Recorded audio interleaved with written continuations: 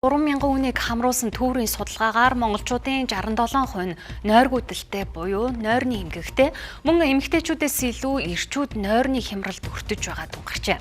Үүнд амьдралын хэм маяг, хүрээлэн байгаа орчин, стресс хамгийн их нөлөөлж байна.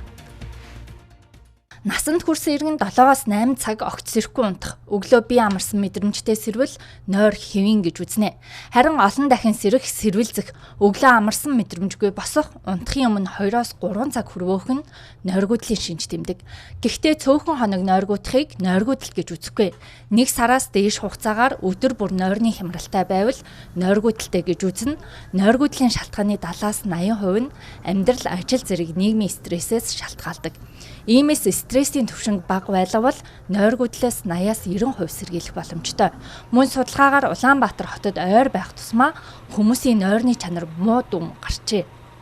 Судалгаанд яг нойрны судалгаа нойргүйдлээс гадна амьсгал тасалдах хам шинж, за мөн унтж явах үед артерийн даралт, хэлбэлцэх өндөр болох, мөн зүрхний цохилтын тоолшрох гэх мэт мөн хурхирах буюу амьсгал тасалдах хам шинжүүд илэрсэн гэсэн тийм дүгнэлтүүд гарсан байна. Нойрны хямралт хүртүүд нойргүйдлийн ямар нэгэн асуудлууд эмгэггүй дүүснээр болохоор тухайн хүний маань амьдралын чанар, за тэгээл нэг стресс, уур бухимдал, сэтгэл төвшил, сэтгэл гутралууд маань илүү их тийм өртөмтгий болох тийм шинж тэмдгүүд гарсан.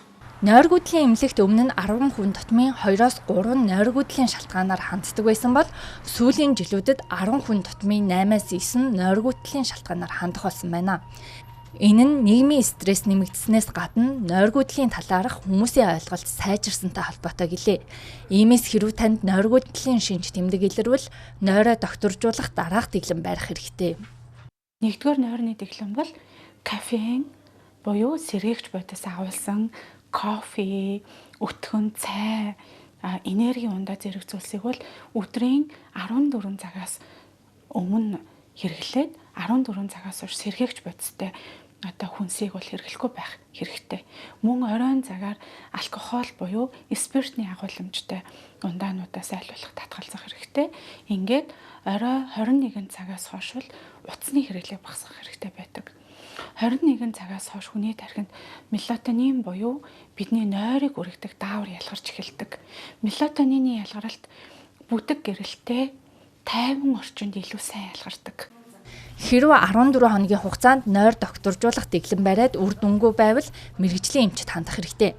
Нойргүйдлийн түвшингөөс хамаарч мэрэгжлийн эмч эмийн болон эмийн бус эмчилгээнүүдийг хийдэг байна.